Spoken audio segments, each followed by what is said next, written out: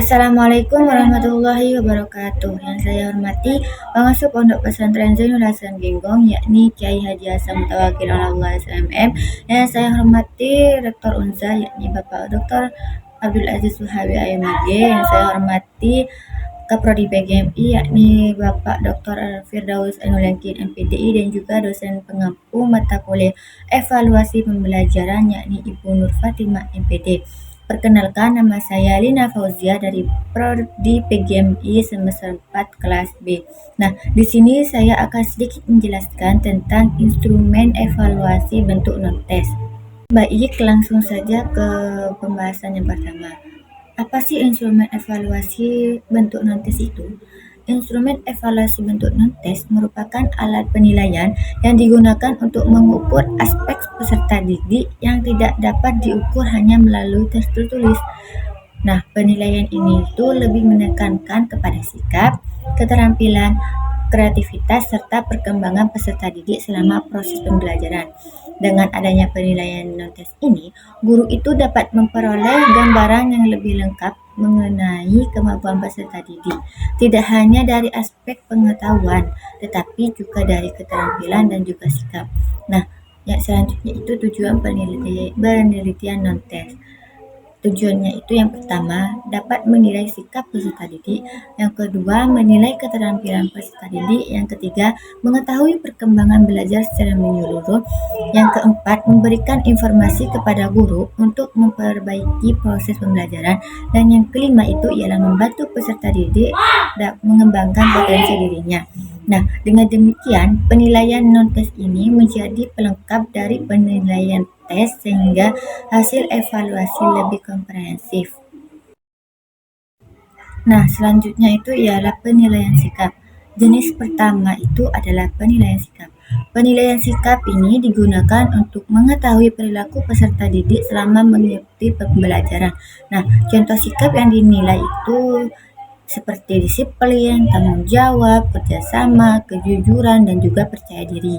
Nah, instrumen yang dapat digunakan yaitu lembar observasi, jurnal guru, penilaian diri, dan juga penilaian antar teman. Nah, yang selanjutnya itu ialah penilaian proyek.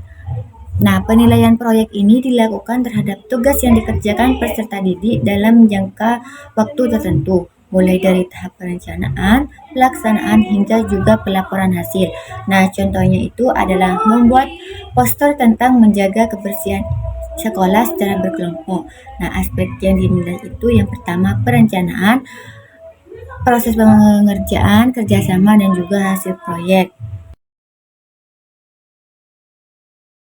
Yaitu penilaian produk. Penilaian produk ini digunakan untuk menilai hasil karya yang dibuat oleh peserta didik. Contohnya itu berupa kerajinan tangan, poster, maket, video, ataupun puisi.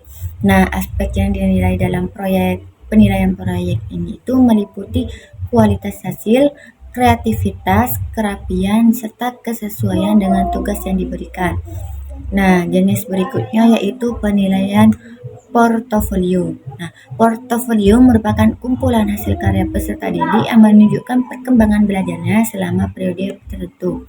Nah, isi portofolio ini dapat berupa tugas, laporan, gambar, hasil proyek, ataupun sertifikat. Dan melalui portofolio ini, guru itu dapat melihat perkembangan kemampuan peserta didik dari waktu ke waktu. Penilaian yang terakhir itu ialah penilaian diri. Nah, penilaian diri ini itu merupakan penilaian yang dilakukan oleh peserta didik terhadap dirinya sendiri. Sebagai contoh itu seperti peserta didik melalui menilai apakah dirinya sendiri itu sudah mengerjakan tugas dengan tepat waktu ataupun belum.